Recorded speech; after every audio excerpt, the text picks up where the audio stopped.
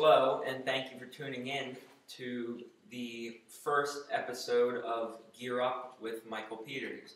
Today we will start off with last night's baseball scores. The Red Sox beat the Twins in a close game that was decided in the ninth inning, 8-6. The White Sox barely edged the Orioles, 7-6. The Rays beat the Royals in a pitcher's duel, 2-1. The Rangers crushed the Mariners, 9-2. The Rockies beat the slumping Reds, 10-7. The Padres lose to the Mets by 1 run, 9-8. The Braves beat the struggling Marlins, 8-5. The Astros destroy the Diamondbacks, 9-1. The Phillies beat the Dodgers, 5-3. And the Giants are shut out by the Pirates, 5-0. Now we'll go to the Major League Baseball standings. In the AL East, the Boston Red Sox lead the New York Yankees by 1.5 games. The Tampa Bay Rays are 11 games back. The Toronto Blue Jays are 13 games back, and the Baltimore Orioles are 26 games back. In the AL Central, the Detroit Tigers are 4 games above the Cleveland Indians. The Chicago White Sox are only 5 games back, despite having a losing record. And the Minnesota Twins are 10.5 games back, and the Kansas City Royals are 12.5 games back. In the AL West, the Texas Rangers lead the Los Angeles Angels by 1.5 games. Oakland A's are 13 games back, and the Seattle Mariners are 15 games back. Now onto the National League. In the NL East, the Philadelphia Phillies lead the Atlanta Braves by 8.5 games with the best record in baseball at 75-40. The New York Mets are 17.5 games back with a 57-57 record. The Washington Nationals are 19.5 games back, and the Florida Marlins are 20 games back. In the NL Central, the Milwaukee Brewers are 3 games above the St. Louis Cardinals. Pittsburgh Pirates are 9.5 games back. The Cincinnati Reds are 10 games behind Milwaukee. The Chicago Cubs are 16 games back. And with the worst record in baseball at 38-77, the Houston Astros are 27 games back. In the tightest division in baseball right now, in the NL West, San Francisco Giants lead the Arizona Diamondbacks by half a game since they both lost their games last night. The Colorado Rockies are 9 games back, the Los Angeles Dodgers are 10 games back, and the San Diego Padres are 12 games back. Now onto the wild card standings. In the American League, the New York Yankees lead the Los Angeles Angels by 7 runs. They start a 3-game series tonight if the rain holds up. Tampa Bay Rays are 9.5 games back. Toronto Blue Jays are 11.5 games back. And the Cleveland Indians are 12.5 games back. In the National League, the Atlanta Braves lead St. Louis and Arizona by 4.5 games. The New York Mets are 9 games back. Now let's talk about the Mets for a minute. On Monday, they placed 2 of their best players on the disabled list. They were shortstop Jose Reyes and first baseman Daniel Murphy. They both ranked in the top 5 in the National League in batting. Reyes suffered a left hamstring strain. He had one earlier in the season, too, that landed him on the DL in June.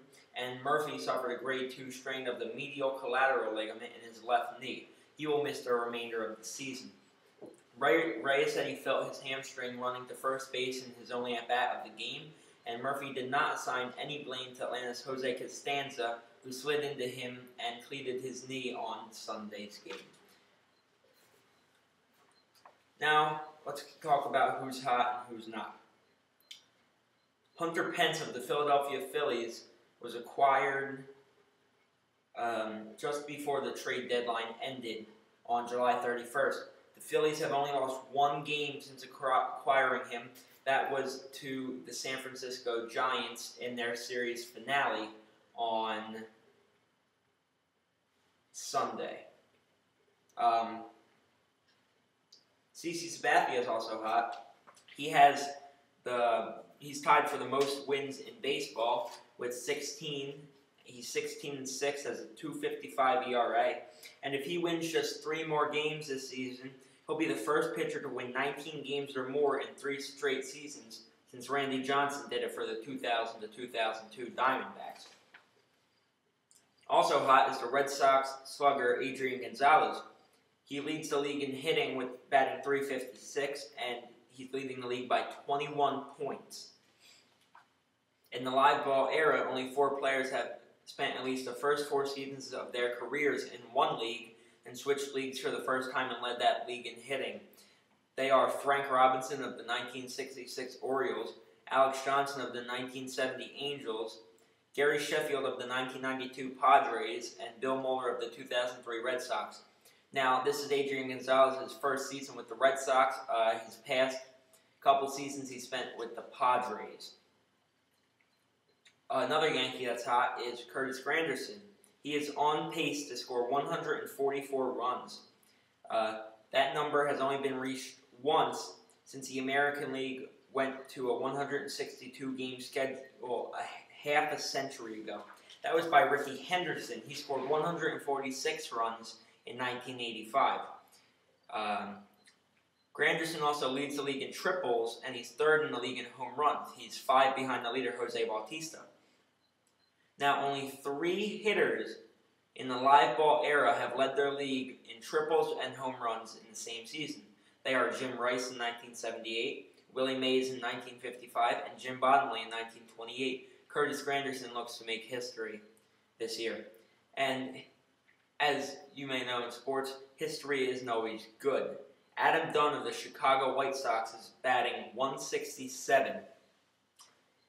He is on pace to have the lowest batting average in modern history. If he wants to avoid that, he has to hit above 179. That is what the legendary Rob Deere finished with in 1991, and that is the official lowest batting average in modern history. Let's talk about some more baseball news. Last night, Roy Halladay got his 15th win. That's an NL lead, and he improves to 15-4 on the season. He's behind the Yankees' CC Sabathia at 16-6, and Tigers' Justin Verlander 16-5 in wins. Jim Thome of the Twins is only 2 home runs away from his 600th career home run. We can look forward to that within the next couple of days. Dan Uggla extends his hitting streak to 29 games on an infield single in last night's game. He also had a sac fly. The Pittsburgh Pirates snapped their 10-game losing streak with a win over the Giants, 5-0.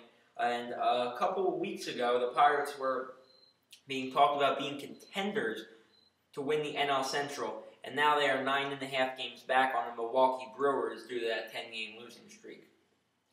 Now, my game to look forward to this week is tonight's Yankees vs. Angels game.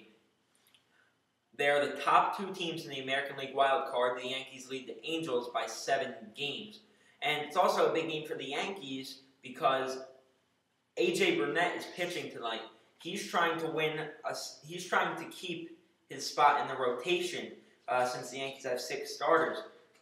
In his last outing, Burnett went 4 1/3 innings, allowed 13 hits and 7 earned runs, but the Yankees still won 18-7 over the Chicago White Sox. Burnett had 85 pitches in just 4 1/3 innings, and his season totals are 4.54 ERA and an 8-9 record. That is the second worst on the Yankees, next to Phil Hughes at 2-3. But Hughes hasn't really had an opportunity to show his stuff since he was on the disabled list. Burnett definitely has a talent. He has a really nasty 12-6 curveball, but he's had control problems lately, so we'll see how that works out for him tonight if the Yankees play the Angels because of the rain. My prediction of tonight's game, I think the winner will be the New York Yankees because they came off 2 straight losses against the Red Sox, and they are 1.5 games back in the AL East. All right, Yankees rotation issues. As I mentioned before, they have 6 starters. They are CC Sabathia, Bartolo Colon, Freddie Garcia, A.J. Burnett, Ivan Nova, and Phil Hughes. Now, they're probably going to narrow it down to 5 starters, but Joe Girardi, the manager, he isn't sure who to take out yet. Burnett, Nova, or Hughes seem the